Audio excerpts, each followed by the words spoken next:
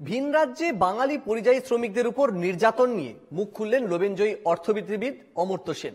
শুধু বাঙালি নয়, দেশের যে কোনো প্রান্তের মানুষ যদি অন্য কোথাও হেনস্থার শিকার হন তা কখনো সমর্থনযোগ্য নয়। বাঙালিদের উপর যদি অত্যাচার বা অবহেলা হয় তাহলে আমাদের আপত্তি থাকবে, বাংলা ভাষার মর্যাদা অস্বীকার করা যায় না, মন্তব্য অমর্ত্য সেনের।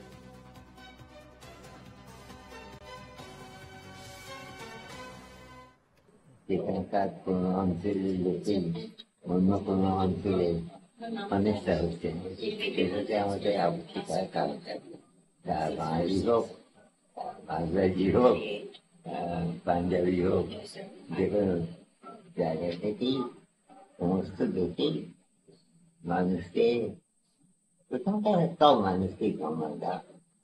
যে কোনো ভারতীয় যদি একজন যদি উড়িষ্যা থেকে এসে রাজস্থানে গিয়ে অবহেলিত হলেন এবং অত্যাচারিত হলেন, তা নিয়ে আমাদের আপত্তি করার একই কারণ থাকে।